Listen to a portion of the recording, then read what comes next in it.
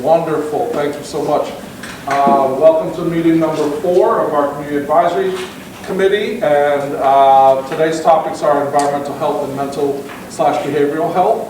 We'll have a couple presentations like we've done before. We'll spend some time thinking about the information that was presented and also look at any initial strategies that people want to hold up or lift up.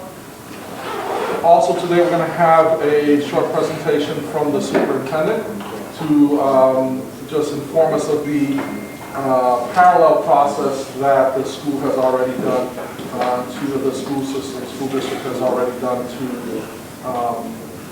identify how they will be spending their ARPA dollars. The school districts have a education ARPA dollars which are separate from the ARPA dollars that the city gives.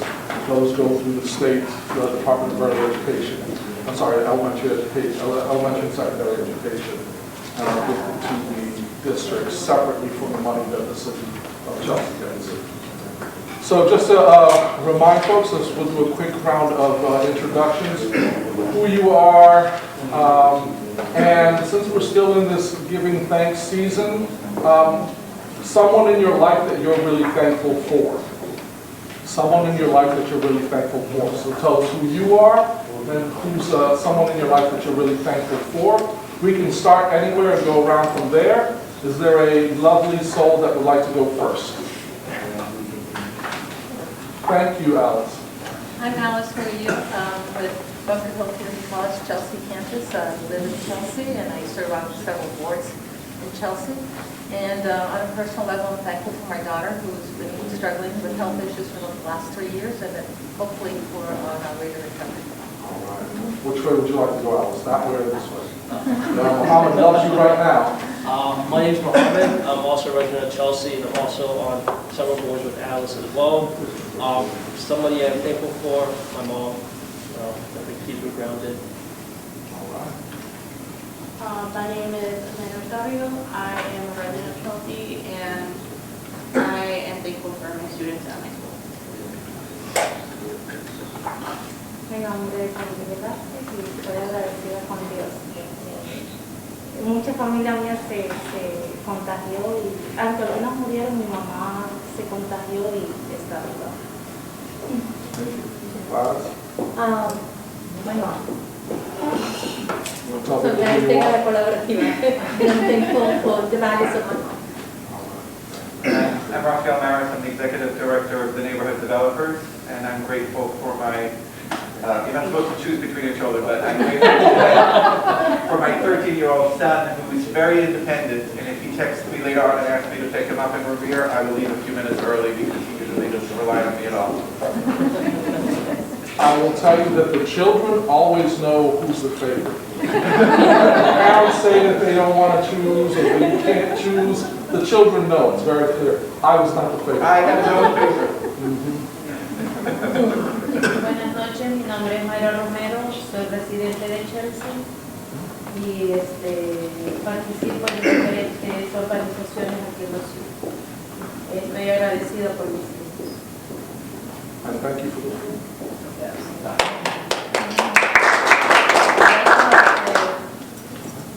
I'm Roseanne with Green Roots, and I'm thankful for my husband who's home cooking and right now. Gotta get one of those. Paul Nowicki, Director of Operations, Chelsea Housing, and Chelsea resident, and I'm going to follow right what Roseanne said. Thankful for my wife who's taking care of all the needs of the 3 kids that allowed me to, partake in all this craziness. Thank her for us. I'm Rick Gordon. I'm a small business owner in the city. Thankful for a lot of people, but not only my parents have, built a strong business, and I'm thankful able to continue.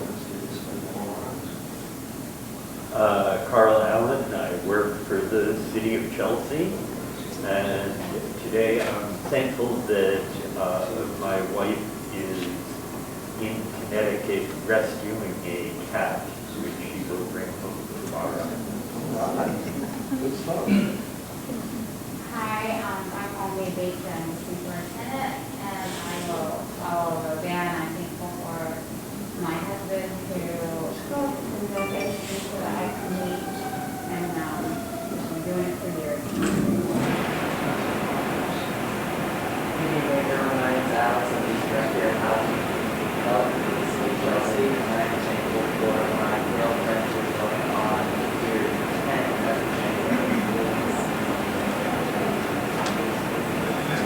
pressure, no pressure. Just scratching my finger there, bro. I was just scratching my finger. Terrence. Terrence, the interpreter. Who are you thankful for in your life? Thankful for a lot of the good people in Chelsea. I'm Mo Barboza, I work at this Health Resources in Action.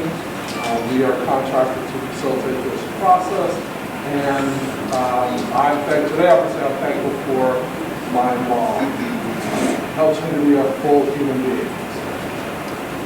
Thank you all. You've got the packets in front of you. We're going to skip a couple slides ahead so we can get started. Well, yes. Oh, I didn't do this side. I am so sorry.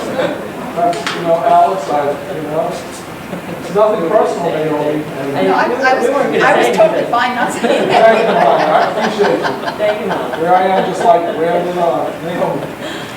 Naomi's Abbott City Councilor, and I'm just thankful for my whole family. So,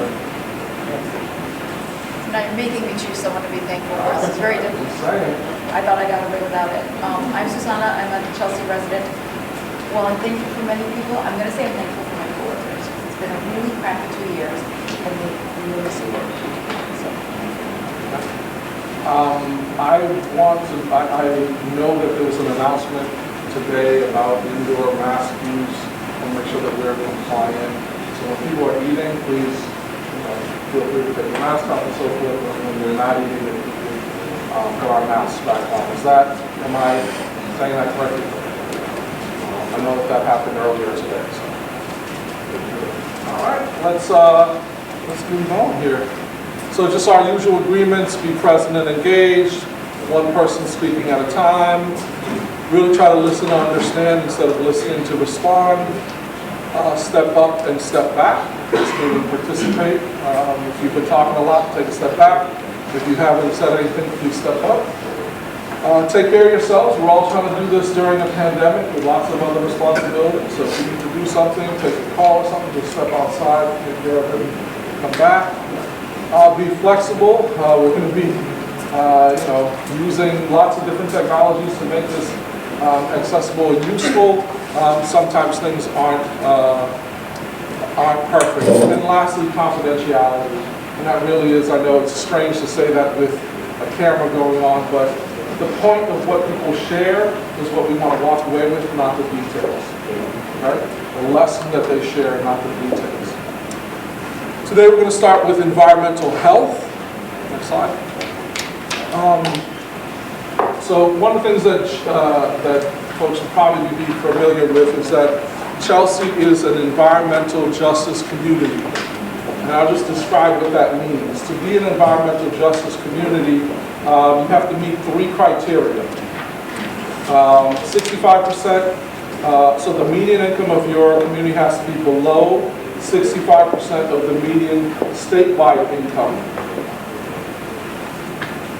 40% of the people in your community have to identify as not white, or 25% or more residents are not fluent in English.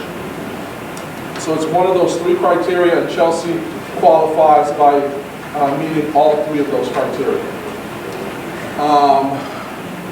Importantly, Chelsea is number 3 in Massachusetts as most overburdened community for potential hazardous exposure. So all of the things in the environment that would be hazardous to your health, Chelsea is the 3rd worst in the state.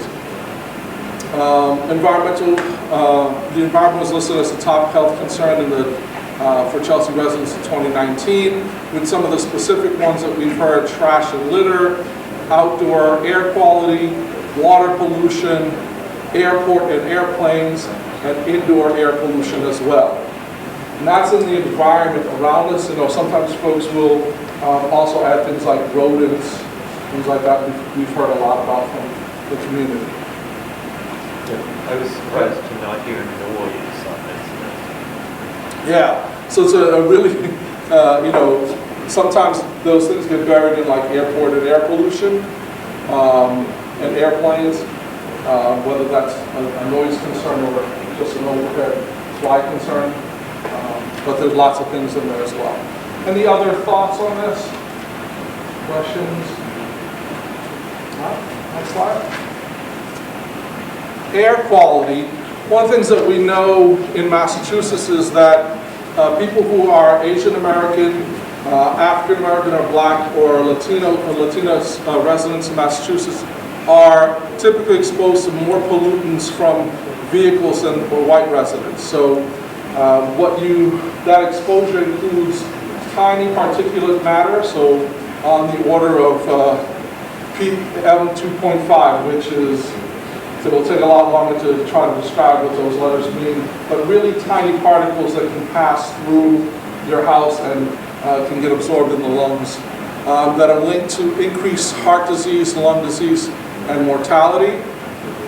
The EPA at the national level began monitoring Chelsea in April 2021 due to some of the advocacy that Green Roots has done, and really importantly, some of these sensors have been put out in the community throughout 2021, and one of those things that's really important here is that poor air quality increases the risk of severe COVID-19. So if you're in a place where there's poor air quality and you're exposed to COVID-19, you are more likely to get sicker from it and have a severe sickness. And in 2021, the city launched its first housing program on enhancing indoor air quality. So that's a pretty recent phenomenon. Any questions on air quality?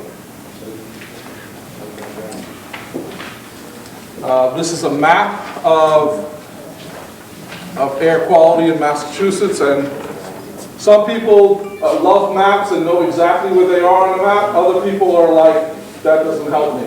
So I'm going to point to make sure people know where we are. Chelsea is right in there next to Boston.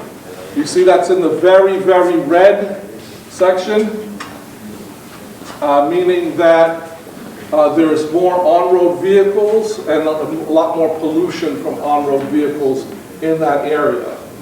Places where the color is lighter, there's less pollution. Chelsea is in a very pollution-heavy space in terms of air quality. Any questions on that? Welcome. So what's the impact of this poor air quality? On the left-hand side are rates of ED visits for asthma, and that's emergency department visits. And then on the right-hand side, rates of emergency department visits for COPD, another respiratory disease. And what we notice is Chelsea in the darker blue on the left-hand side is significantly higher than other communities around it, and significantly higher than on the far right-hand side, the average for Massachusetts.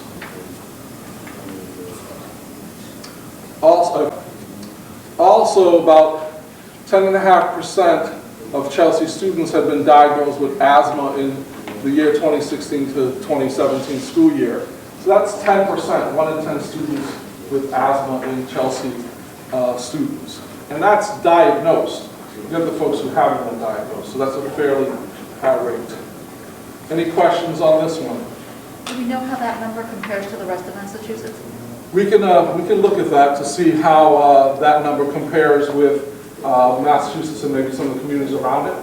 Okay.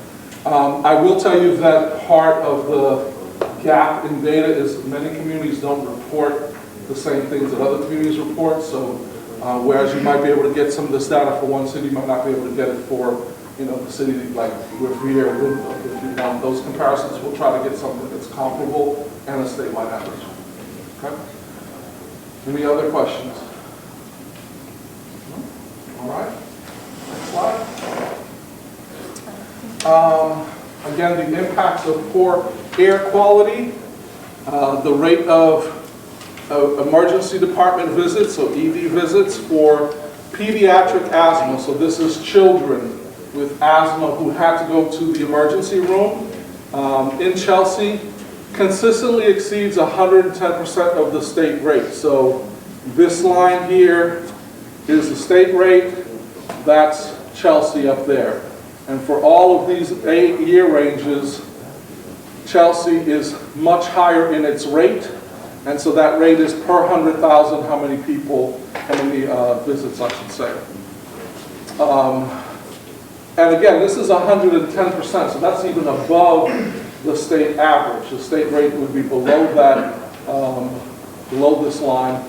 Chelsea is way above it. Yeah. And rising. And rising, exactly. Thank you. Thank you. Any questions about this? If I ask you to think about like what might be causing this high rate of children with asthma going to the emergency room in Chelsea, what kinds of things might you tell me?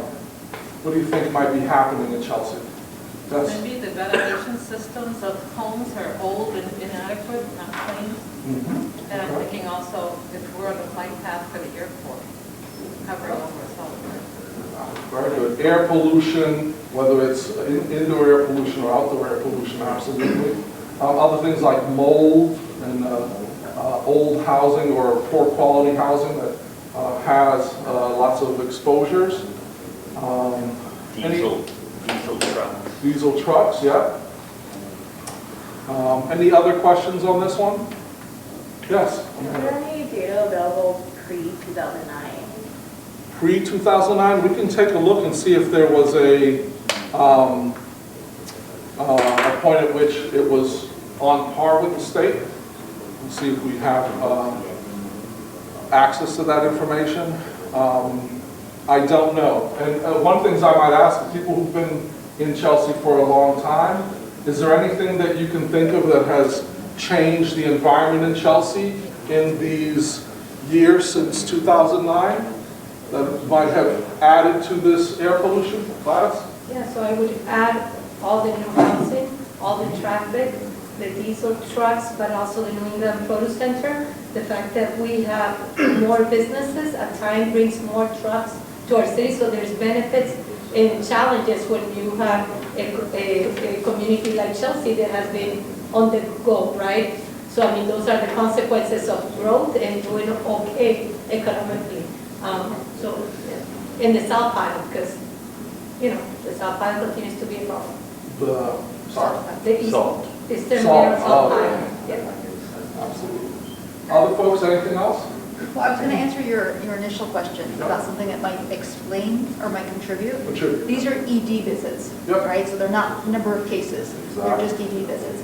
So something that might be contributing to this growth is just more and more lack of access to appropriate medication to keep kids out of the ED and the appropriate education for the families.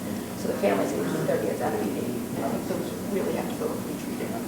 One of the things about asthma we know is, especially with children, their exposure to possible triggers are everywhere. It's school, it's home, it's at the library, it's lots of places, and so they can be easily triggered, especially for emergency visits. But I think you're also right. If folks are better informed about treatment and how to mitigate those hazards, they do better and have less visits. Sadly, the other thing that might be contributing to this is that you're more likely to go to the ED, to the emergency room, if you know that you're going to be covered by medical insurance. And so it doesn't mean that folks were having necessarily less beforehand, but one of the big changes right around here is the ACA.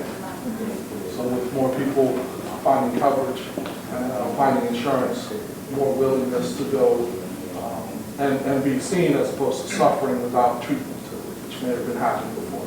There's so many factors here, but rent is also increased, and as a result, people have to live in indoor air quality conditions that are worse than before, and that triggers that. There might be issues around overcrowding, not just density, but also the people having to live in quality housing not being really good. Absolutely, all those factors.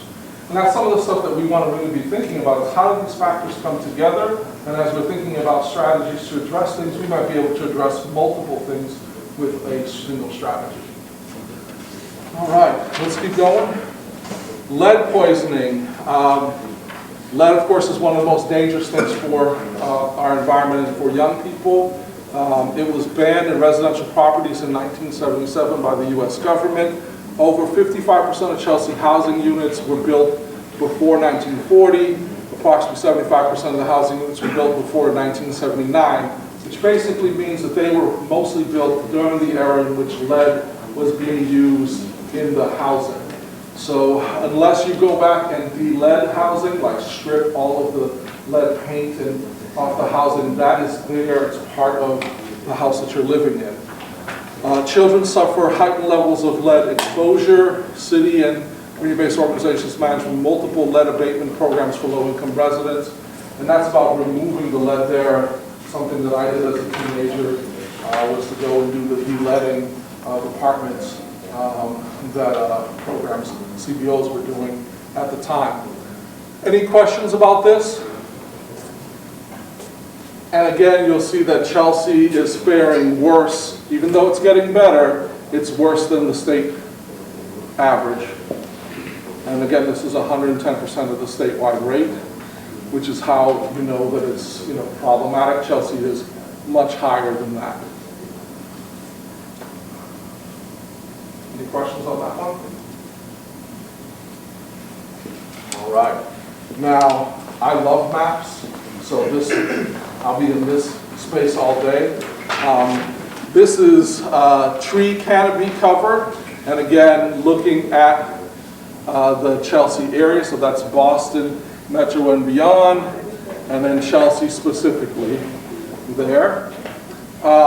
Important for this is to notice how much greener the places outside of the general Boston area are than in Boston, and then specifically when you get to Chelsea, how much less green it is. So if you notice in the bottom left-hand side there, in the top left-hand side, lots of green, and then in the middle not. Same thing for Chelsea, a little bit of green above it, not a whole lot in the city. And that lack of tree cover contributes to lots of things. This is a study from our friends at Green Roots that found that less than 5% of Chelsea is public green space, and the city identifies only a 2% tree canopy, which means the coverage of the area by trees. It's really a tough problem to solve, because you can't necessarily just go and find mature trees and put them up tomorrow. You have to really be planful and grow them over time mostly. In many places it also contributes to other health factors. So one of the big ones is about how hot your community is. So the more tree coverage, the more shade you have, the more it helps to reflect also and protect the ground from heat, and then also how much people are able to take shade in. All the stuff that kind of makes sense would be really important for us to consider. Next slide. Well, can I just Yes, make a please, sorry. comment? So on that slide, while If we're we can talking, go back, yep. we're about to talk about mental health, and Yeah. we look at this canopy covering the open space percentage and think about it from a purely environmental perspective. But there's a lot of research that shows that increased green space and tree canopy cover improves public health and improves academic aptitude. And so we need to think about that when we talk about mental health as well.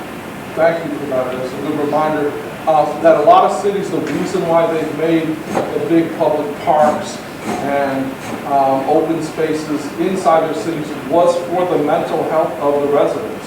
That when cities first grew out, they noticed that people needed to have access to the outdoors and access to green spaces. And so communities with more resources have had more green spaces, and communities with less resources, like Chelsea, have had less resources and less green spaces. So this is the canopy, is the tree cover on top, but there's also a problem with how much of your ground is covered by other things than grass and earth. So if you want to go to the next slide. So impervious surfaces. a really complicated name for not grass. So, not grass and dirt. You'll notice that outside of Boston there are lots of places where it's not covered by impervious surfaces like asphalt and cement. While inside of Boston area, and certainly for communities like Chelsea and Everett, large parts of it are almost completely filled by these impervious surfaces. So if you go outside, for example, you'll notice there isn't a whole lot of grass on the sidewalk, for example. You don't have a lot of lawns. Most of the area is covered by cement and asphalt. What that does is holds a lot of heat, and so it's like you're baking when there's a lot of sun, you're baking the ground, and you get heat coming up from the ground as well as down, so you end up with a lot hotter surface temperature for people who live in that neighborhood. The differences are pretty stark. It can be 10 degrees hotter in this environment than somewhere nearby that has grass and tree cover. And then the impacts on people's health are also really important, because that's all about what we just talked about in terms of asthma, but also mental health, and people also suffering from heat exhaustion and other effects from heat. Questions about this one?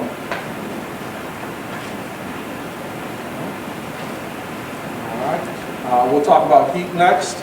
So Chelsea is an urban heat island, which is a fancy way of saying it holds a lot of heat.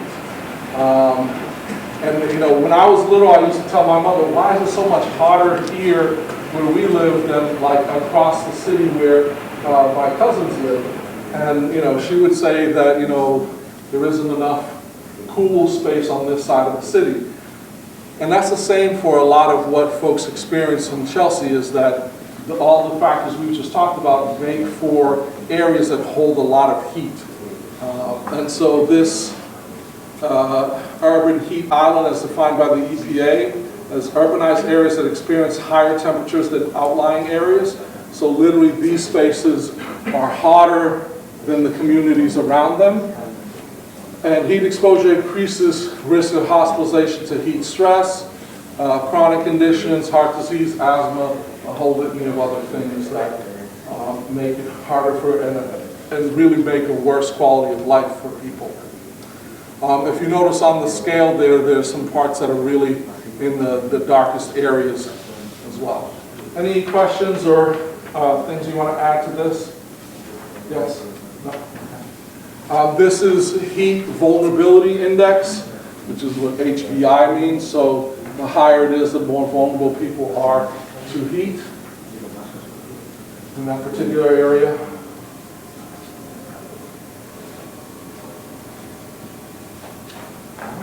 Any other questions? No? Next. You got a few more bullets. 3 more? Okay. Oh, this is the other. Thank you. Appreciate it. 2017 study for a trust for public land. Summertime land surfaces in the city are upwards of 140 degrees, while the temperature in the air, the ambient temperature, is 80 degrees. So when you look on the thermometer, it says 80 degrees. The surface temperature in the city can be higher than 140 degrees. That has a lot of impact on the people who have to live in those areas and aren't able to get away from it, aren't able to get shade, have to work in those spaces, as well as people who are playing in those spaces. In all areas of the city, land surface temperatures are often 75% higher than the air temperature. So again, the factors we talked about before, the lack of tree cover, mostly being covered by impervious surfaces, makes us into a place that really bakes. And so we have really high heat vulnerability index. Any questions on that?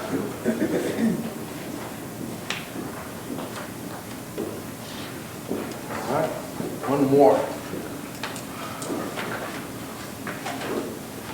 Now that picture kind of speaks for itself, how red hot it is. And this is the annual days with a maximum temperature over 90%. Over 90 degrees This is the projection, so obviously we're here in 2020, and it's only going to really get a lot higher.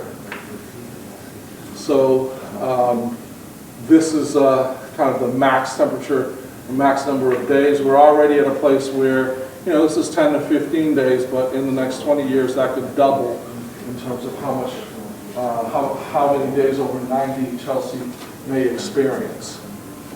Any questions on this or other thoughts about the impact of heat on the environment?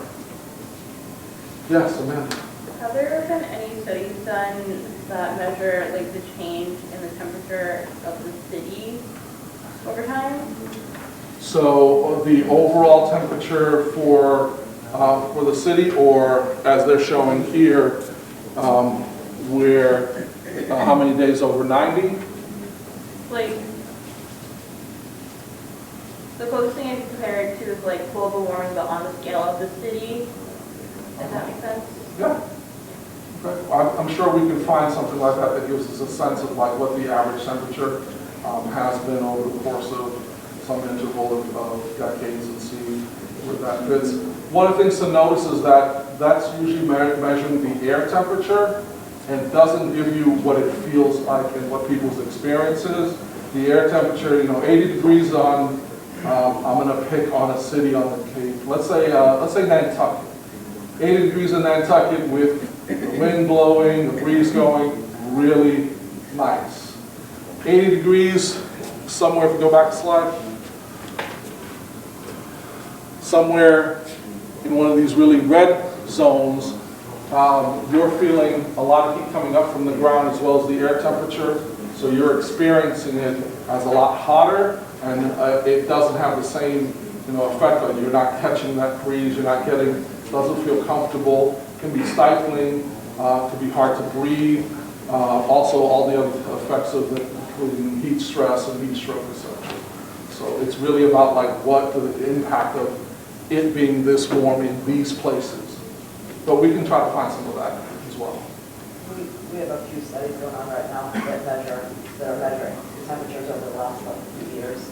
We might not have data from like 10 years ago, but we have like maybe last several years. And then this past year, our eco-youth crew went out during heat waves in the morning, in the afternoon, and evening, and with heat sensors measured the temperatures on different surfaces. Like they measured in playgrounds, they measured in the grass, they measured on the slides, right, on the rubber surfaces that kids were playing on benches, and showed what the different temperatures were at all of these different locations. We have all of that data to share with you, but some of the craziest numbers were, you know, some of the benches and play equipment were well over 100 degrees. And so we also have heat sensors in a number of different trees throughout the city. And so we're mapping all of those different temperatures in the trees to see what the temperature is throughout the city.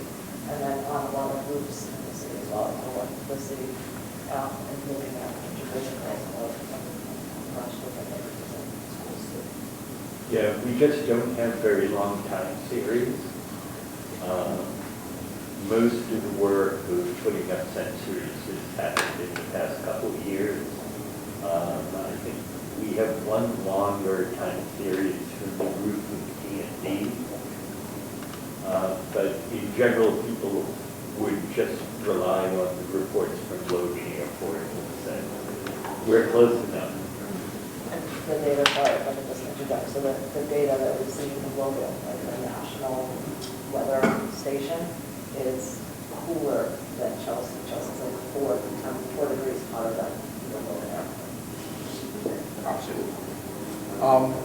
Thank you for that. We have some themes that we collected from the community engagement, again, the interviews, the community meetings, and the focus groups. Trash and cleanliness of the city was a key environmental concern. Trash in playgrounds, and really hard for folks to do anything about it. One suggestion here was the only way to get it under control is to have DPW more involved, and we need more funding for that. Next slide. Residents raised concerns about a lack of trees in neighborhoods and perception that trees that die are cut down but aren't replaced. the replacement rate for trees in public spaces. A lot of big shady trees are rotting or being cut down. The city used to have an arborist that helped maintain the inventory of trees, but that hasn't been kept up since before the pandemic. I'd love to see there be more trees on both public and private land. It would be great to see the city care more about the trees on the street. One of the things that you notice is in communities that have more resources, there are trees on the public sidewalks that are maintained by those communities that create cover, and that also makes those places a little bit more walkable, especially for people who have challenges. Next slide. Participants express interest in more open and accessible public spaces that can be easily utilized by Chelsea residents. So again, looking for more open spaces. It can be hard to organize things since you have to go through the Chelsea Recreation, especially those who are not technology savvy, because a lot of things have been shifted online. So some concerns about access, but also wanting more actual open space. Any thoughts on what you've heard so far?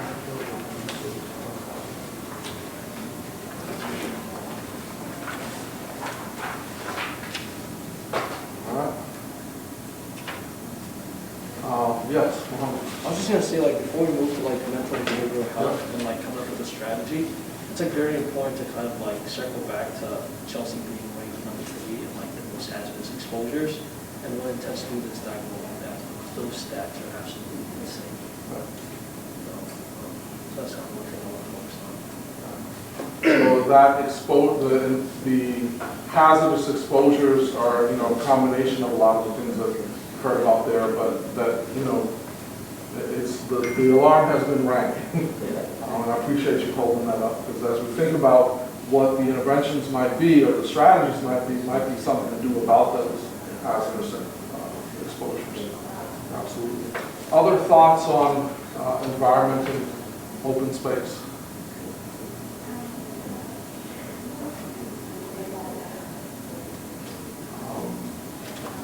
Yes. It was interesting that during COVID, during lockdown, I know my brother lives in Los Angeles, and, you know, the haze and whatever, and after a few months of lockdowns, whatever, there's such a difference. I wanted this data to show that with everybody not driving and being home, how much, you know, much 2020, you know, that probably skewed the numbers. But it's just interesting to see the effect of people not being out and about. You know, we think about the Boston area being a place where a lot of people drive and lots of traffic.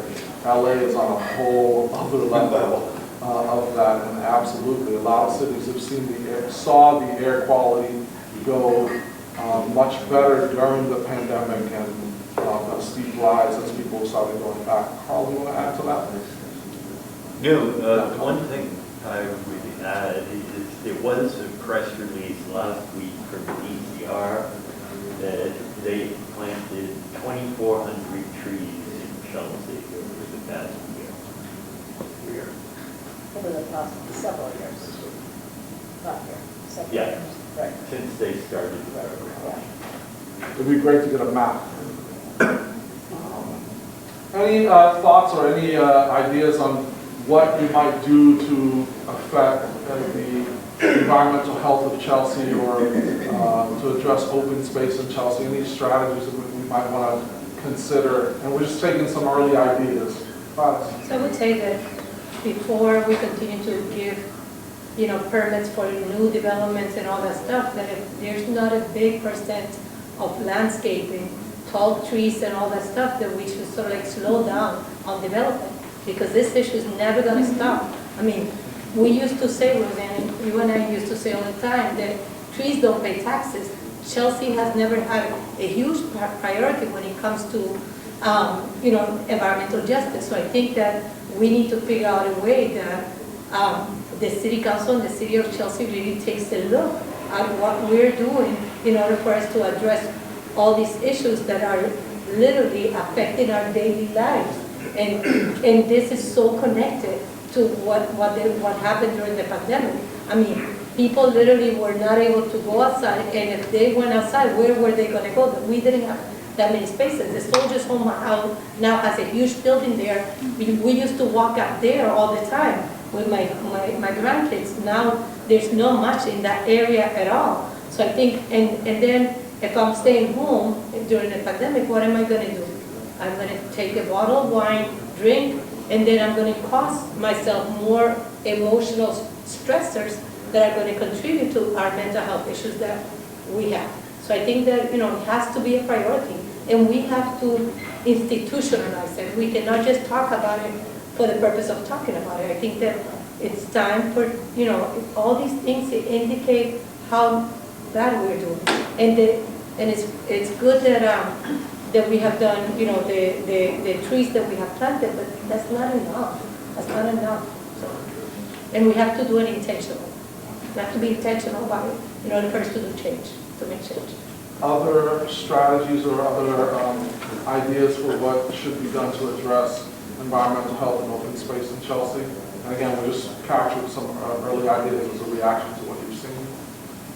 Are we going to be circling back to solutions? All of them. On all the topics we'll come back to. We're just trying to capture some early stuff from the conversations that folks have had, or just from the data that folks were exposed to. If there's anything that you want to highlight. Yep. I actually have to echo what Claudia was saying, because I don't live in Chelsea.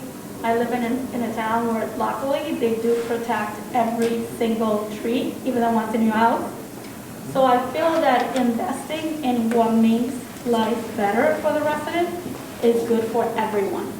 I think that we concentrate so much on what makes taxes to the town, and we forget that there are people living in that town. There are animals living in this town. There is, so much within, having the right structure in place to protect the health, and not just the mental health, but also protect individuals in that city. And I think that thinking that Chelsea's lacking a lot of those trees that are necessary, when you look at the map, it's concerning. I see your research, and I'm just reading through some of those things that you're going through, and I'm like, oh my God, how has nobody ever even approached this in a more alarming way? Because the numbers have been there for years. I mean, this is a 2017 study that you're showing us, and the numbers today are worse.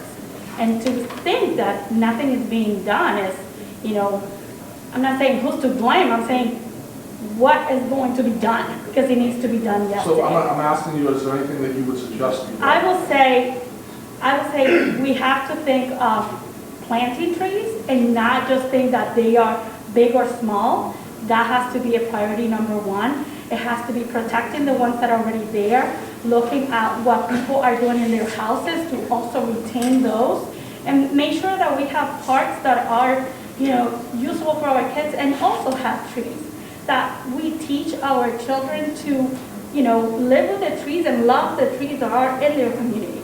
So I think it's an investment in the community itself, with planting, with protecting, with also making it, making it the rule of law that this is what it is, and whoever doesn't like it, but you need to make it better for the people that live in it. Any others? We got 1, 2, and then we're going to move to the superintendent. No, please. Yeah, no, please. No. All right, so I'm going to say the exact same. So Who's yes. more polite? Okay, let's say, go ahead, show them how it's like. Exactly what Gladys said. Like we need to put policies in place to stop massive development on every square inch of every lot in the city of Chelsea. Yes, to what Jenny said, we need to protect the trees in the public way and stop people from just randomly cutting down trees. I've seen it in my neighbor's yard. I've seen it in businesses in Chelsea. They go out there, they hack down the tree because it's blocking their sign, and nobody finds them. There's no repercussions for anything. We need to go after the utility companies for having the underground gas leaks that are killing the trees. We need, moving on, that we need to go after the polluters that continue to pollute our air and are just violating day after day after day. We need to invest in better HVAC so that when we're in our homes, the homes are clean American better, we need to have air purifiers for homes that can't afford the HVAC, upgrades. We need to put HVAC upgrades in our schools and air purifiers in our schools. We need to clean ourselves off of fossil fuels, more renewables, right? We need to start charging taxes for every single truck that comes through our city that's going to one of the businesses in Chelsea, Everett, East Boston, whatever, that's benefiting the whole region. We need to get money from them for projects in Chelsea. And all of those cars that are going over the Tobin Bridge every single day, they're spewing pollution in our air every single day. We're breathing all of that in. We need all of that more, I think, but I don't know how to go. No, I was just going to piggyback on what you said. I think expense preservation is such a huge thing in Chelsea. We should kind of push that. And as far as like strategy, I mean, you spoke about like cars driving over the bridge. A good idea would kind of be like a process of elimination on like what we see here of trash, litter, outdoor air quality, water pollution, airport airplanes, and indoor air pollutions, right? Like, I mean, not to say we can't do anything about like the airport airplanes, but trying to work with like Logan and like, say like, change the airport route, that's going to be, I guess that's too idealistic for us to kind of work with, but I think we can, starting from like something low levels like green space preservations all the way up like, Tobin Bridge and the cars flying by there, driving by on, and, kind of do that air pollution stuff. Thank you. I want to make sure that we have time to move forward. Was there one more? No, okay. So we're going to have a short presentation from the superintendent of schools. So I'm going to ask if you want to come up. Yes? I'm going to pass out copies of her presentation to the colleagues. Well, thank you for having me. On the terms of air filters, because of COVID now, we have air filters in every classroom now. And you'll see in this presentation about our plan for HVAC. Well, it's so nice to be here. We've been doing, as part of our process, we've actually been doing kind of a side-by-side process, because we also are getting what we call SR funds. And so we've been having community meetings as well, and we're actually we already had to turn in our application, but I can go through what we put in the application and our process. So always start off with our vision. We are a gateway school system that welcomes and educates all students, and all means all. And this is just a highlight of our strategic plan with our 5 priorities. So when I came to the school district 2 years ago, it's been a long 2 years. Oh my gosh, why do I say 2 years? I feel like it's been every dog year, so 14 years. COVID's added a lot to the 2 years.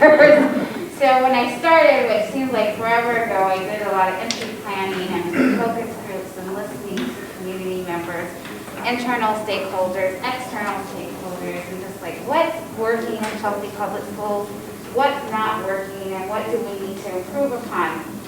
And so over and over, I gathered all this data. I had a ton of information, and then we started to put it together and really did a qualitative research analysis of it. And there were 5 key areas that popped. And so these are the 5 key areas.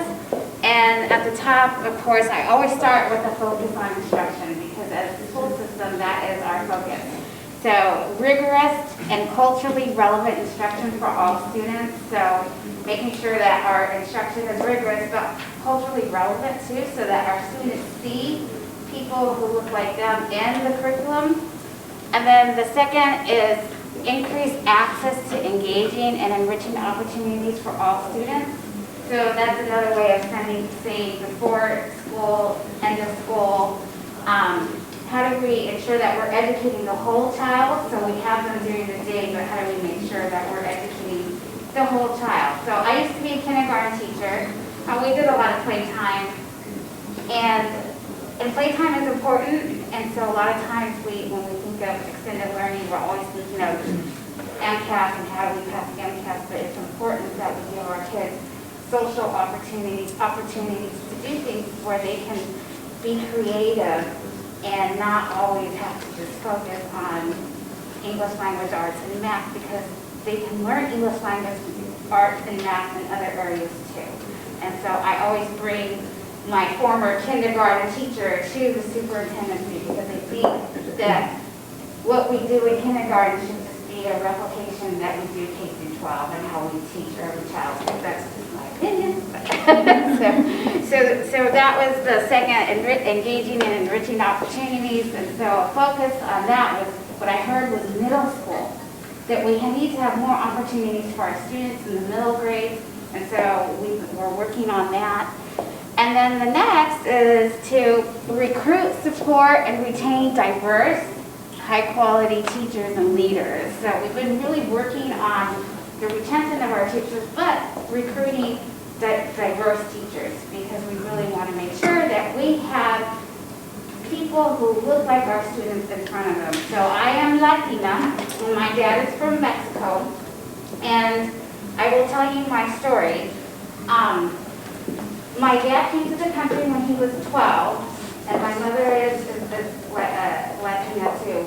And so my brother and I, growing up in Southwest in New Mexico, we would tell my parents, please do not speak to us in Spanish.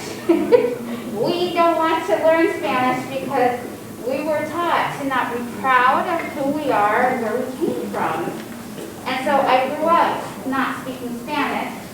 And then when I got to college, I minored in Spanish because I felt like I had lost something. And I actually went to Mexico and stayed with a family and studied Spanish. And I'm a second language learner in Spanish, and I'm Latina. Because, again, growing up in the 1970s, we were taught not to be proud of who we are. And so I always tell kids, be proud of who you are. Be proud of where you come from. Having a second language, being bilingual is powerful. And don't ever forget that. So we're just really trying to make sure what happened to me doesn't happen to our students. And so just really making sure that our kids see diverse teachers and educators and leaders is important. And so, that was number 3. There's still, the other one was engage parents and community. And then the last one is ensure efficient and effective systems. So you can go now. So our theory of action is if we improve the quality of teaching and learning at every school, provide innovative and enriching programs for all, and recruit, support, and retain diverse teachers and leaders, and engage families, and have, keep going, go back. Sorry. It's okay, there you go. Then we will ensure that our kids graduate college and career ready. So you can go ahead and move forward. Okay, move forward. Okay, so here, that leads us to, I always start with our priorities and our vision and our theory of action and strategy, because that drives our budget. It's not the other way around. So our budget supports the strategy. And so with our COVID relief funds, what we have done, wait, you can go ahead and knock. Okay, so we have received several bundles of funding. The first was the CARES Act 1, which was in 2020. And at the time when COVID hit, I had to level fund my budget, which meant I had to start with a zero budget, because COVID came and we were just like, when we were supposed to get Student Opportunity Act dollars, all of a sudden we were getting nothing. And so I did everything to make sure we maintained the classroom and that we didn't have cuts. So we did not cut, and we just kind of like, we weren't sure what we were going to get, so we level funded. And then everything, pandemic, few months came and we got $2 million, and so that was ESSER funder. This $2 million was right here through ESSER 1, and that helped us just stabilize ourselves, so we didn't have to make any cuts during COVID. We kept custodians employed, we kept our crossing guards employed, we kept everybody in our school system employed during COVID, during remote learning. We found something for them to do because we didn't want people to not have their jobs, and so we kept even our transportation. And so we made sure people stayed employed.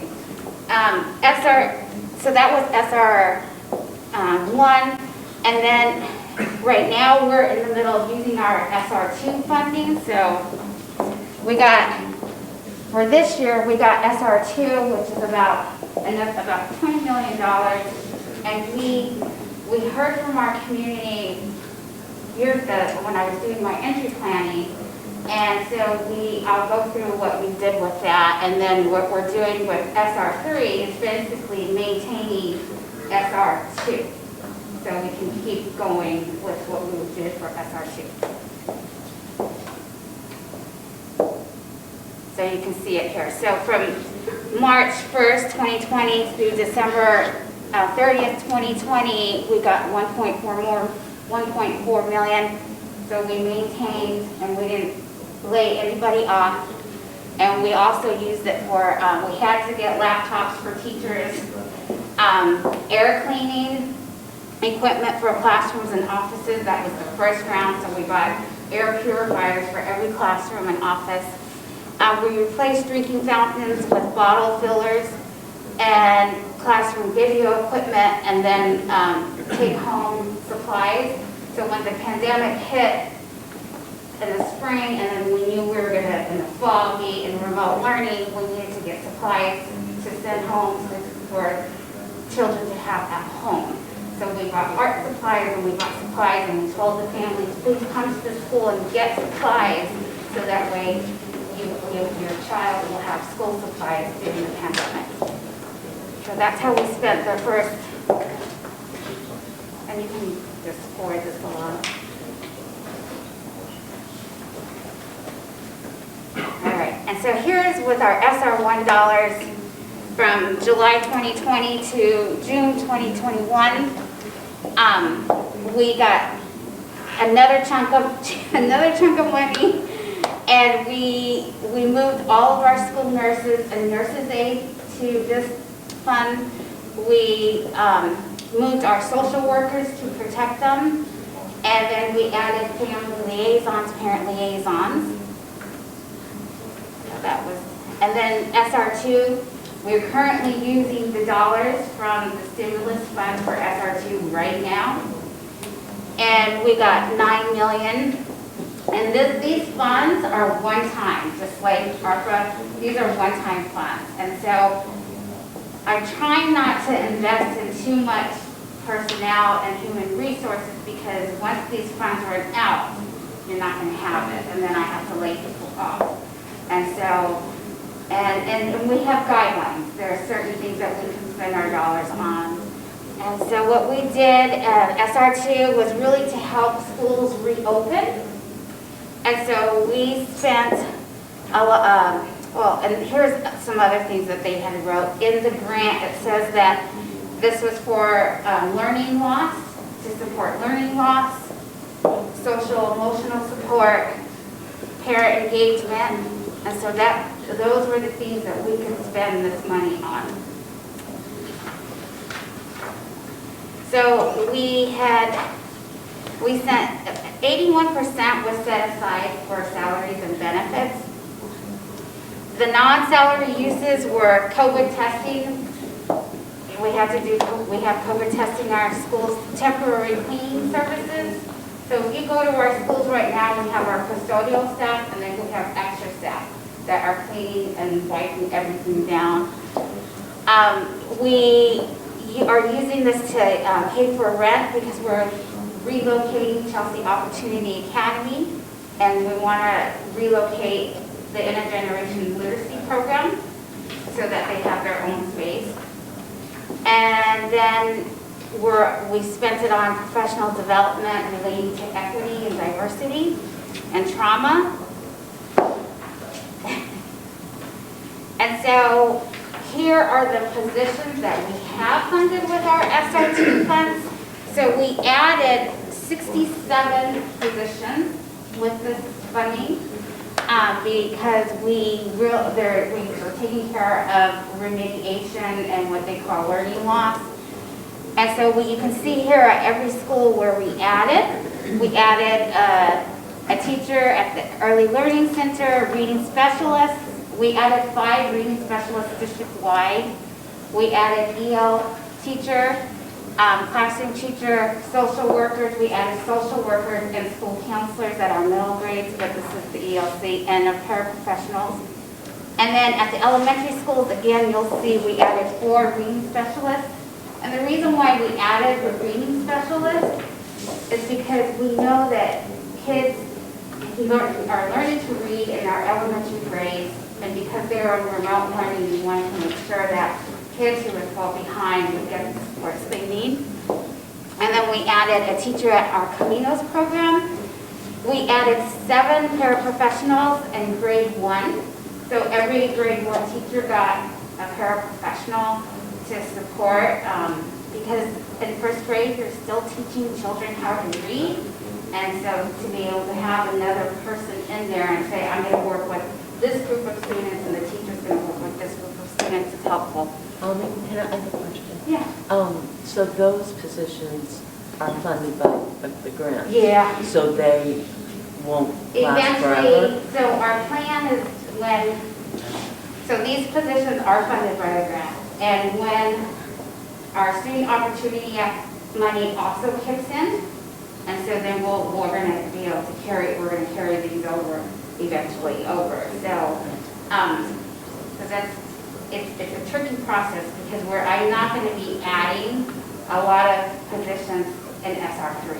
So this is where we're going to stabilize, because if I continue to add all of these positions and try to lower class size and stuff, then in several years down the road, we will fall off the cliff and we won't be able to afford it. So we have to be really cautious. I'm really cautious about that. Yeah. So in middle schools, we added a coach and the history and science coaches, and we added counselors because we heard that we needed to add more counselors at the middle schools. Social workers, and then at the high school, we added special ed teachers, 2 history science, a social worker, and then some paraprofessionals in special education. And then we created a new school. So we created the Virtual Learning Academy. And so we felt that some kids really did do well in remote learning and virtual learning environments, so we added the Virtual Learning Academy, and it's in year 1. Quick question. Uh-huh. So with the Chelsea virtual learning, is that like going to be fully like virtual for the students to not show up to school? Yeah, it's fully virtual. We have about 20 kids in it right now. They come to their schools, and then they get referred by the teacher, or the parent can inquire, and then we look and see is this student, because not every student is wants to learn virtually, but we look and see if it's a match, and then we'll refer them to the virtual learning. What are like the metrics to like qualify for virtual learning? There's different metrics. Like the kids are in the Virtual Learning Academy for different reasons. It could be a student who maybe has been bullied a lot and doesn't feel safe at school.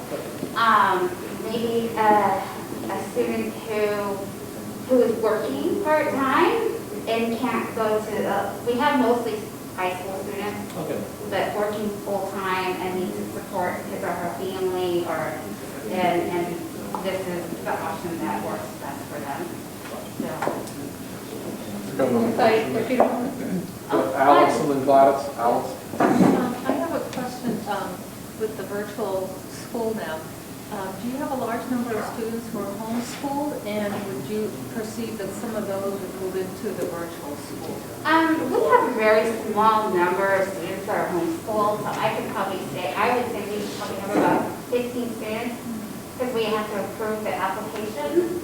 And so the students that are homeschooled, it's interesting, they've been there, we know the families, and they have a lot of siblings sometimes, so they've been homeschooled for years, and we tell them about the options, but they still opt to be homeschooled. Gladys, you have a quick one? I just want to add that La Colaborativa provides all the wraparound services for the families that are in the virtual school. So we see the families and we provide whatever other services. If they need to change job, if they're looking for a higher paying job, we provide them the skills, we put them in our ESL classes, etc. So the families that are in the virtual school and the student have a support system and extracurriculum activities so that they feel they are integrating with other students while they're not in school, as they're home. Thank you. So the goal for that was to make sure, because kids are at home and they can be isolated, so we wanted to make sure they're getting the wraparound services. And quick clarification, so would it be known as like Chelsea Virtual Learning Academy, or is it still under like Chelsea High School umbrella? Oh no, it's a separate school, and so we have 10 regular schools, and then we have the Chelsea Virtual Learning Academy, which it's direct, it's its own school. It has its own school number by the Department of Education. So what happened is at the end of last year in spring, the commissioner opened it up and said, if any district wants to apply to have a virtual learning academy, you can. And they didn't give us a lot of time to plan it, but I was like, I'm going to do this. So we put a little application together, and I actually got a call from the commissioner and said, oh my God, you're really serious about your virtual learning school?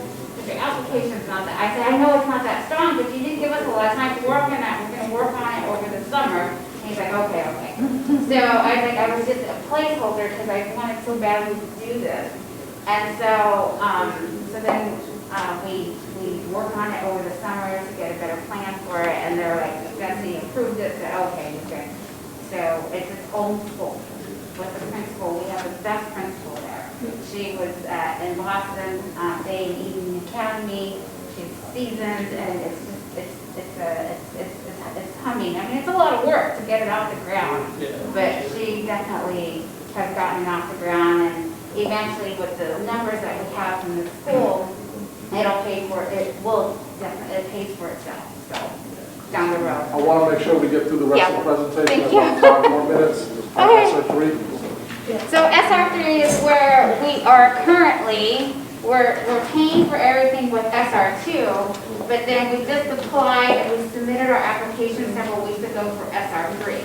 So we had, for SR3, we had community what we've done is, it's a summary. We've had community conversations because we were planning for Student Opportunity Act. And then we had reopening, planning, and we had meetings there and family surveys. And then we did more community conversations. So we had 4 community conversations, one at La Colaborativa.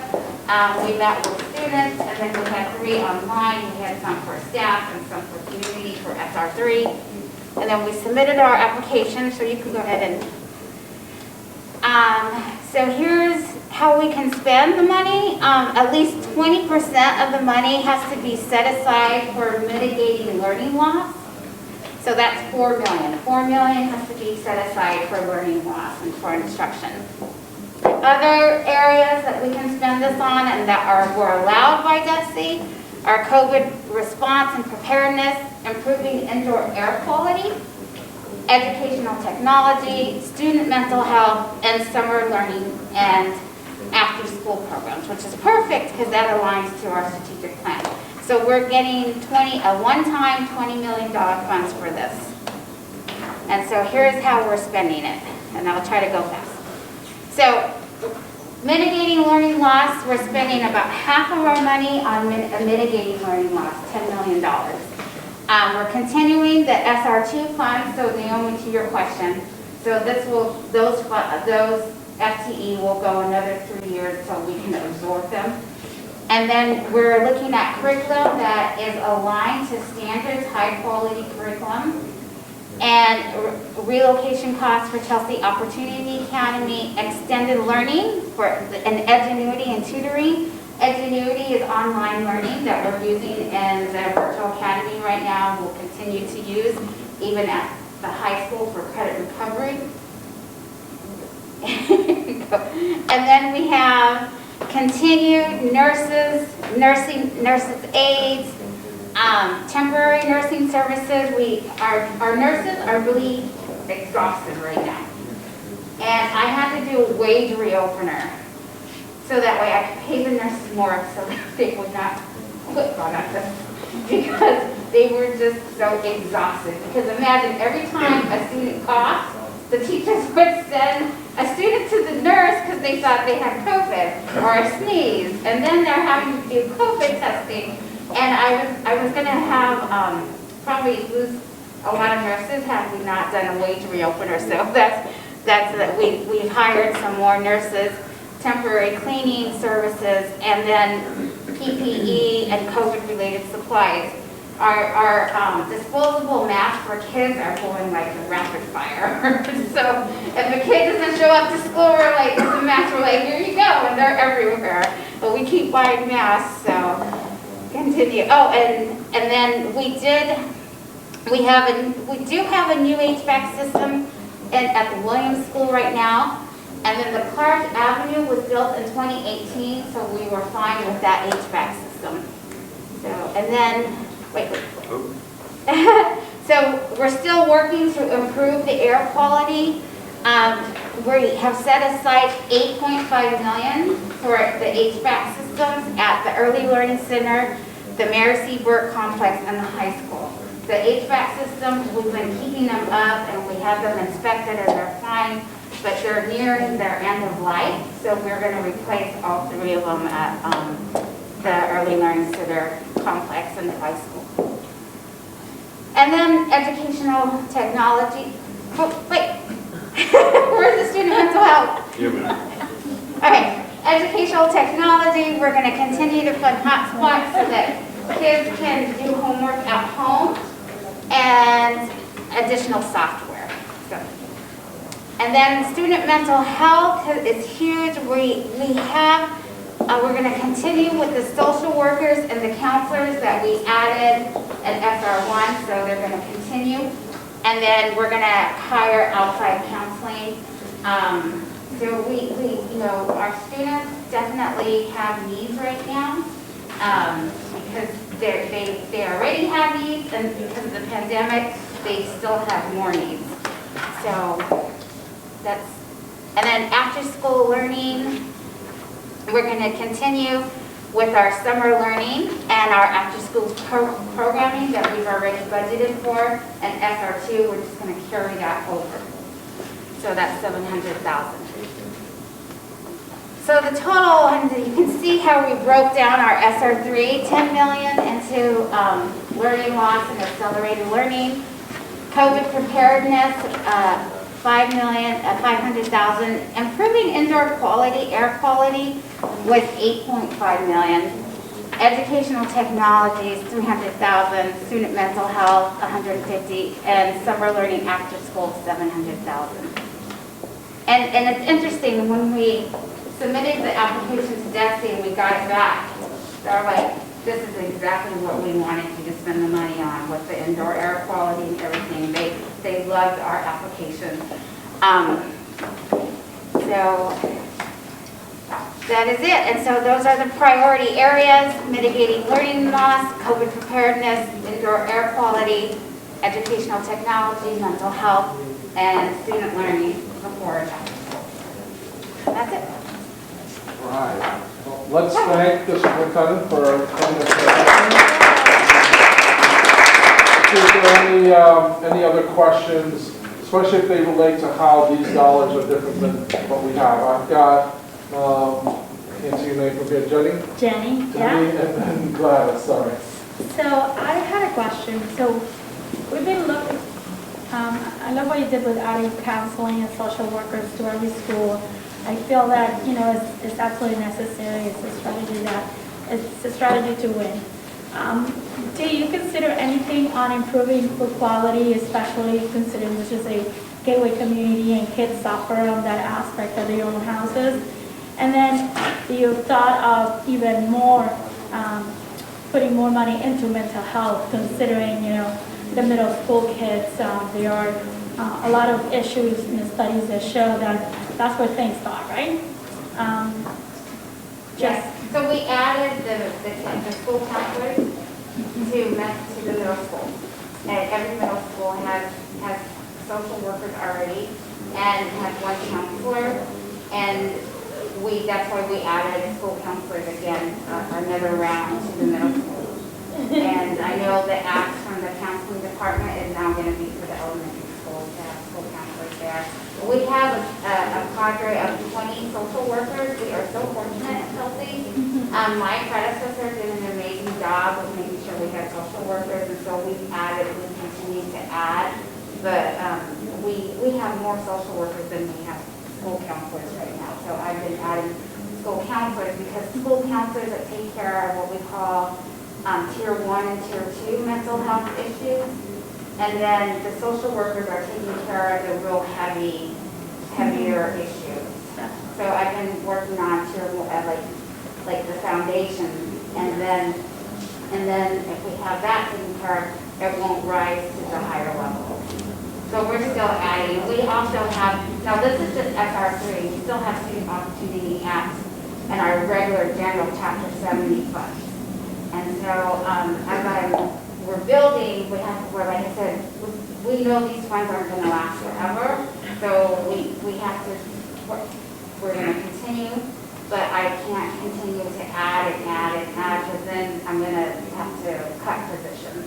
Right, and then one last thing is Chelsea ranks on below the 50% for Massachusetts in terms of school ranking for exams in math, English, and science.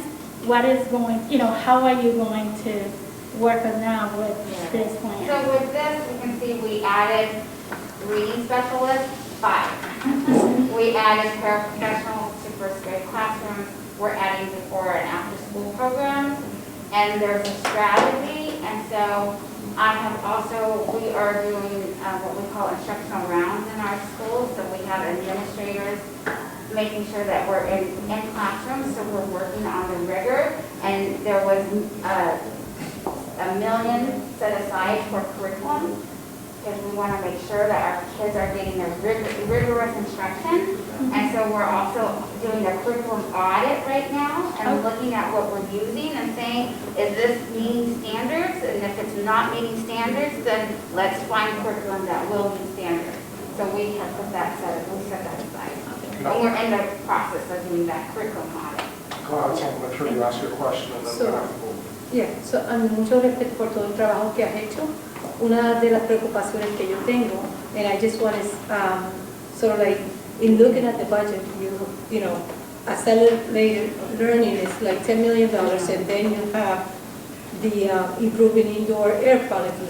So those items are very important, but I feel that we're not doing enough for maintaining our teachers. And I don't see anything here. You mentioned it, but I don't see it. You're not going to see it, and yeah. Okay, so can you explain a little bit, just because I feel that every time a student builds a relationship with a teacher, you know, they swap or they switch or they're gone 2 years or 3 years into another system, and we lose them, and we never have, Chelsea has never been successful at maintaining our teachers. What are you doing different? And how is that highlighted here? Yeah, so when I know that that's a very So when I came, teacher retention is what I heard a lot about. And so to me, teacher retention is also about leadership. Because if you have good leaders in your building, teachers are going to stay for the most part. We have done exit surveys. People are not leaving Chelsea because of everyone would think it's lower pay. That's very minimal. What it points, our exit survey is pointing to is, do I belong? Is there good leadership in the schools? And so part of the retention issue is also a management issue. So we have to work on our leadership. So we're working on our leadership, working with our leaders. And at the same time, we are working to ensure that our buildings have a school culture and climate there where there's belonging and people feel like it's family, because you don't leave when you feel that there's family. We're also working with to maintain our teachers. We're in process with teacher negotiations, and I'm sure you guys have heard and seen in the Chelsea record. And we are working to improve teacher salaries. We have set aside Student Opportunity Act money for that. I just can't make up like $2 teachers are saying we need increase in pay, and yes, we're working towards that, but I can't make up years of being lower paid and just a two-year contract. So we're doing our best, and we do intend to give them a higher pay, so that way we can retain them. That's a small piece of it, but a lot of it is leadership. And we have pipelines too. So we're working, what we have found is that many of our teachers do not live in this community. And so they leave because they get tired of traveling in or what have you. So we're working with, we have a paraprofessional pipeline, parents to paraprofessional to teacher, because we want more residents to be in our school system because they reflect our students and they are committed to Chelsea. And so we want to make sure that we're getting people who really are committed to the city of Chelsea. So we're working on our teacher diversification. We also do tuition reimbursement. The only school system that I've been in so far will be full tuition reimbursement for any teacher that wants to get a master's or a doctorate, full tuition reimbursement. So those are some things. That's the hiring advertisement right there. We've got one more right there. Right. Yep. Mark. Solamente quiero agradecerle a la superintendente por el trabajo, el excelente trabajo que está haciendo en las escuelas públicas de Chelsea. Mi hijo estudia en la CLAR, está en el 8º grado, y yo he podido ver el cambio. He podido ver el cambio y se los he dicho a muchos padres de familia en diferentes reuniones, porque se ve el involucramiento de los padres en la escuela. Eso es muy importante, porque yo puedo ver que años atrás no había muchos padres involucrados en las escuelas. Y ahora... Es un lenguaje. Entiendo, pero me faltan práctica y palabras. Y ahora se puede ver que el número día con día ha ido incrementando, el número de padres involucrados en la escuela, especialmente en la clase. Hace 2 años atrás se podían ver que los maestros hacían 1000 malabares porque los padres de familia llegaran a la escuela. Y yo he visto el cambio, porque se está formando un comité en cada escuela y hay más padres involucrados. Y yo pienso que eso es por el liderazgo suyo, porque se ha podido ver el cambio y quiero felicitarle por ese trabajo excepcional que está haciendo con las escuelas públicas. Y tengo la confianza de que vamos a seguir adelante. Gracias.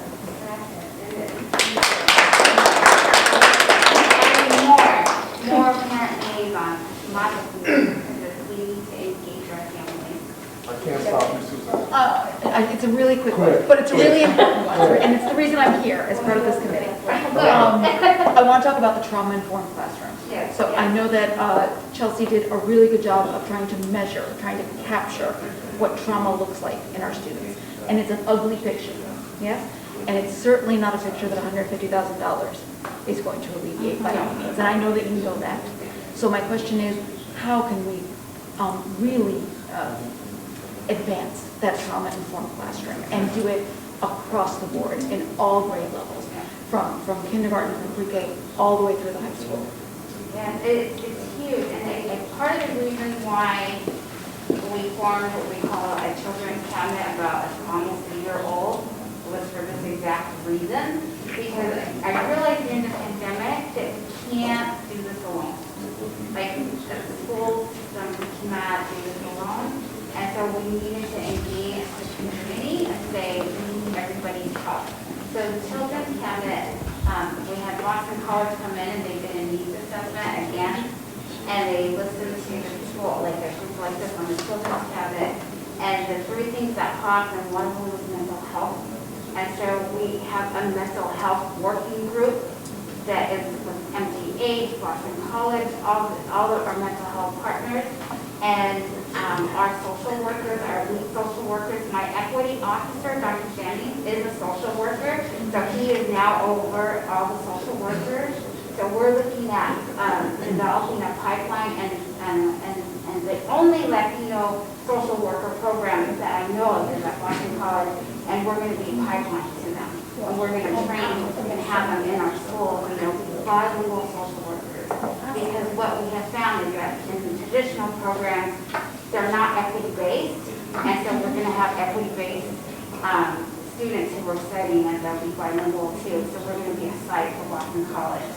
And so we're really working to branch out and build a program that, and engage MGH, engage all Suffolk, everyone that we can. And right now we're screening all of our kids. We've never done mental health screening for all of our kids, and we're screening all of our kids for mental health as a result of the pandemic. So, but that will be captured on SR2, so you're not seeing it here. We just added 150 grand, but there was more on SR2. And then in our regular chapter 70, our social workers, because we have 20 social workers. Wendy had one more. Sí, yo quería decirle que me alegra que digan que tengan programas para los niños. Sé que los psicólogos y eso de que tengan terapias es muy bueno, pero lo mejor personalmente, porque tengo un niño especial y ha recibido todo tipo de terapia y consejería, pero lo que a mi hijo le ha ayudado mucho ha sido el deporte. Sé que las terapias ayudan, pero de verdad que si los niños tienen un enfoque en un deporte, ya sea fútbol, ya sea lo que sea, pero si se enfocan en un deporte, en algo que a ellos les gusta, de verdad que no hay mejor terapia que eso. Eso, que tengan deporte, que haya su enfoque en un deporte es muy importante, porque yo tengo un niño muy especial y de verdad se lo digo, me costó mucho encontrar, incluso yo fui para East Boston, pagué, ahora mismo estoy pagando al mes $85 para que tengan su deporte, pero no me importa, pero eso que tengan deporte y involucrar más a los niños a que tengan un deporte es muy importante, muy importante. And we're adding to our programs there. I went and consulted the Oracle. They said we have more time. And I just want to add that the committee, part of the reason that we have the superintendent here tonight is that the superintendent is detailing the ARPA dollars that are being spent in Chelsea on the education side. You all are going to be making some decisions about ARPA dollars, how they're going to be spent. Outside of that, but also influencing and supporting the same population. And so we want you to ask some of those questions about how they're spending their dollars, so you can be thinking about how we should be spending our dollars. Rafael. So I was wondering if you can talk a little bit about the process. You talked a little bit about how you engage the public on, you engage parents and students on numerous levels as you were going through these grants. And how did you take that information and then convert it into what became this plan? And even though this is a lot more money maybe that you've seen than before, it is still a limited amount. And we feel the same way here. We fought more money, we got more money, and now I'm sitting here and I'm thinking it's not that much money. It's not that much. I know, that's thank you for saying that, because 20 million is like, oh my gosh. Right. And but not for a whole school system. No, an HVAC system alone, for 3 HVAC systems, you saw $8 million. Right. So what we did is we gather the information, and then we really do a qualitative analysis. So I'm a researcher. My doctorate is qualitative. So we gather all our information, and then we kind of put it in buckets. And then we said, okay, there was this bucket, and then there was this bucket, and then we have the application that they're telling us, here's what you can spend the money on. So then we say, okay, so then this goes over here, this goes over here. It kind of fills itself. Yeah. So that's kind of how we did. But $20 million is $10 million was on learning loss, mitigation, paraprofessionals, reading specialists, and staffing. And then $8 million was on HVAC. So that's $18 million right there. Yeah. Emily, I have a sort of piggyback question on Raphael. So now there's new money coming out with the infrastructure bill and the Build Back Better. If you could get that $8.5 million for HVAC somewhere else, could you then go back to DESI and say, we want to use that $8.5 million for teacher retention salary, whatever, something other than air quality? I had to be creative in how I did it, but the application was already submitted, and it's like, yeah, they already gave us feedback. They actually wanted us to spend more on HVAC.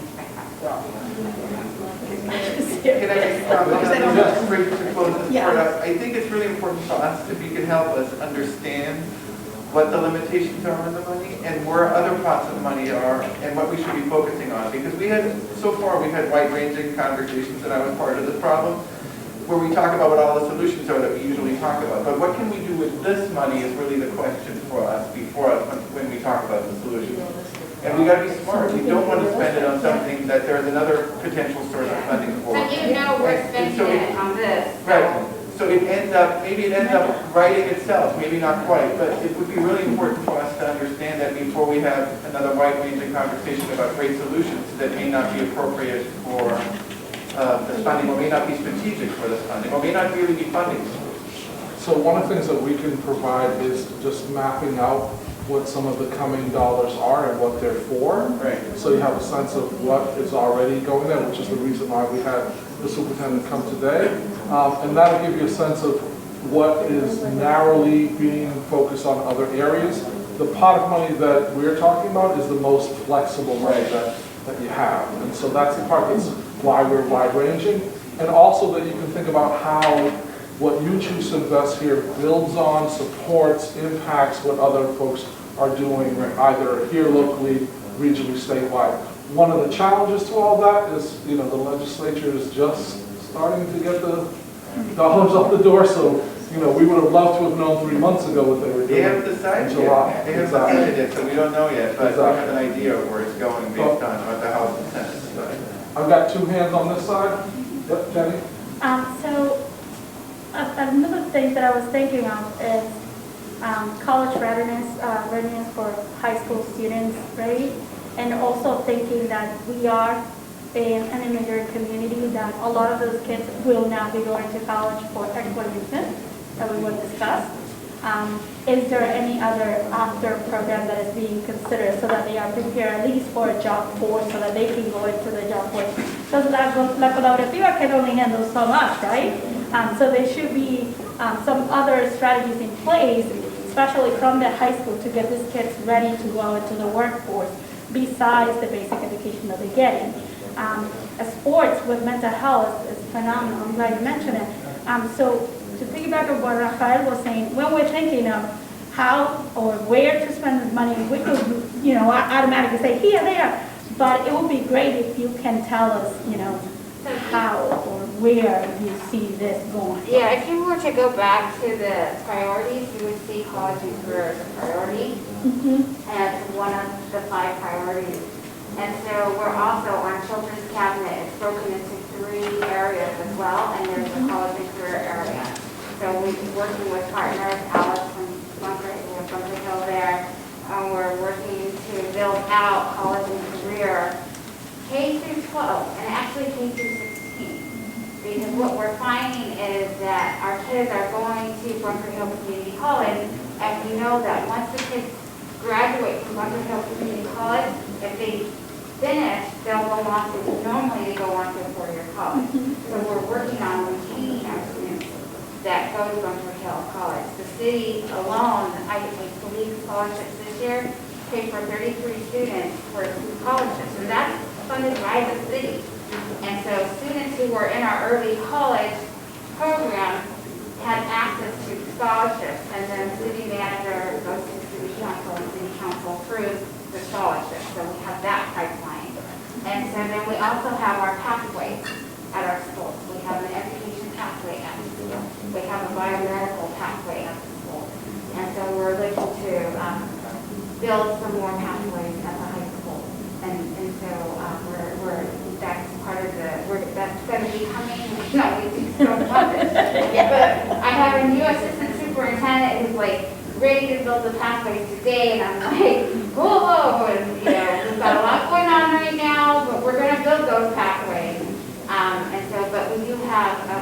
several pathways are at the school, too, at the high school, and they're built somewhere else. Susanna and then Rick. And those are the career pathways. So I'm going to ask you the same question, but in a different way, because we've heard this question twice now. If you could go back to the budget, if you could add a line item to the way you spent those dollars, a whole new line item, with funds that with something that you couldn't use ESR funds for, what would that line item be, and how much would it be? Or at least what would the line item be? So what did you really want to spend funds on that you couldn't because that's all you like? You don't have the money, but you need it. You want me to like dream or blow or see how? Yeah, go ahead. Well, given your 5-year strategy. If I had my choice, I would continue with early college and invest more in early college for our kids, because early college, they get credits in high school for college that they don't have to pay for when they go. And I would invest some more in supporting that. I would invest more in our building out a true like pathway program, like a medical pathway, like just state-of-the-art equipment, and, building out those pathway programs. I'm working on building out college and career supports. We need to talk about college and elementary. And middle school. We have, how can, our kids do get accepted to 4-year colleges, but they can't afford it. So how do we make sure that we're preparing them to get scholarships, and even we have, Bill Hildreth does in Versant, and it's a savings program for our kids. So how do we continue to help our families so our kids can go to college debt-free and not have to worry? And so there's a lot I would do. I'd say college and career. May I piggyback on your If financing? you can go quick, because I want to give Rick a chance. Go ahead. Very quick. So, kids not only need money to get through college, they need support to get through college, especially when a lot of our kids are first-time college applicants. Their families don't know how to support them. And so often kids are coming home because they lack that support. Is that something where we could help? Is that something the city would be willing to do? Because taking that on is huge, and it's not just something that you throw money at. It's not, and Alice and I are looking through that, but community college, getting the kids, because even though they get in, they don't stay, and so we're studying, we're kind of experimenting and studying that, because you got to support them, and so it has to be like a cohort or a family or like someone checking in on them, how are they doing, and so I don't have the resources for that. So how do we make sure that once they're there, they stay there? So that's something that's a challenge, and so that's something that we talk about a lot with our community, especially with the girl. We're trying to figure that out. Rick, you've been really patient. College is great. I think anything to do to get a kid to get a further education and a formal education, but is there any plan for more vocational? Because not every kid is college material. They don't want to go. I had an electrician at my house the other day, and that's a very healthy living. Not everybody has to be a lawyer or a doctor or. Yeah, same thing. We were talking to the business agent of the electrical union just 3 weeks ago, and she was saying right now she has this open period. Well, actually, last day it was an open period until November 30th, where they were accepting applications. 5-year paid, apprentice program, and then after 5 years, you become a journeyman. You make $200,000. It's like we need to be signing kids up that aren't going to school, right? I mean, that if I could open up this can of worms, that is help me out. So there's this Northeast VOTEC. We send our kids to Northeast. We have 238 students, or 231 students that go to Northeast, that leave housing and go. So we have kids going through VOTEC. They're building a building, and it's going to cost, I don't know, millions of dollars. And so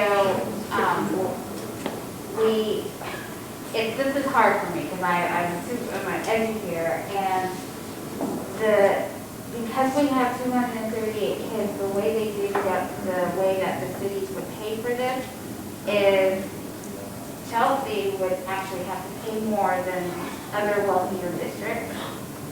And city manager and I talked, and I was like, I don't agree with You this. speak his name and I he know, shows I know. up. They're talking about Voltec. Just saying. Spoke them into existence. I did speak into it. And so we basically, my school committee said, no, we can't support this, and city council did as well. And so we're just in the process of that. But, we'll see what happens.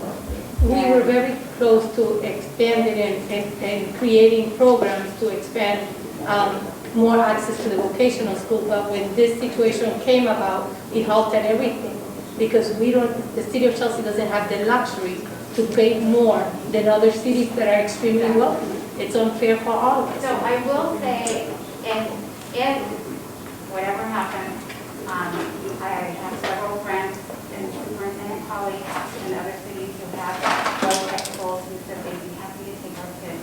But just so we do have 231 kids in low-tech. All right. We have peppered the superintendent with a lot of That was questions. supposed to be 15 minutes, and it was an hour. Give her a round of applause. Thank you all. Please make sure you complete your feedback form. Lourdes, you want to say anything about the next meeting? So let's see what happened in about a month, and let's catch up via email if we want to resume Zoom meetings. I received a few questions, so we are not sure what will happen in a month. So let's do that. What else?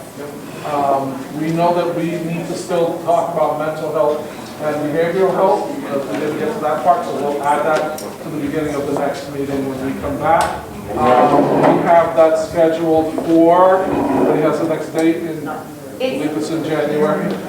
So the next meeting is going to be January 15th.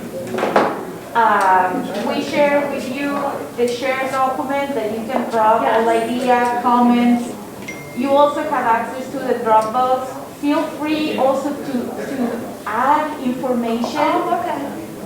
So you have editor access, so you can upload materials, make questions on the shared document if you have some.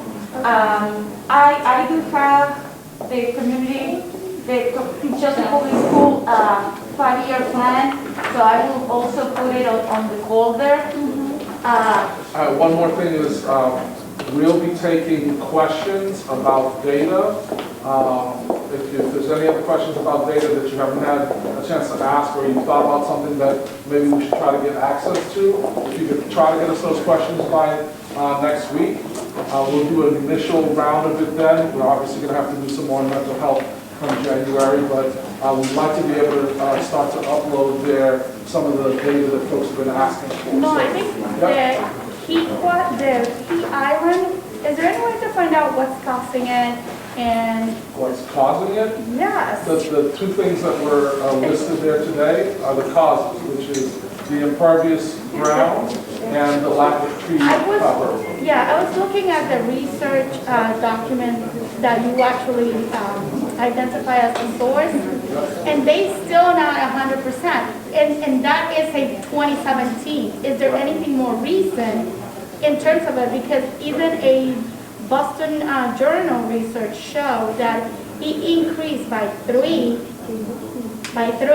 from 2017. So it was 4 degrees in 2017, now it's 7%. So what is accelerating this? What's the cause of the acceleration in only 4 years? Okay, so not causing it. But the acceleration in the increase, yes, that's it. Okay. So sometimes also you can share if you see something on the news. So what is on the media, you can copy and paste the links and share with the group. We will open the resident survey next Monday. So when it's available, I will circulate it with you guys. And we appreciate it if you also can circulate and help us to spread the word with the survey. And in December, because we have a break, we will send all the notes for the focus groups and the interviews to you. They're gonna be in about 2 weeks. It's almost. Sure, sounds good. Any more questions? I want to thank you all, thank you so much for what you've been doing here. And just to point out again, you heard some spectacular things today about what Chelsea is doing and has done that other communities have not. It's not by accident, and something like that is also not by accident. So I just want to thank you all. You are making Chelsea a special place to be.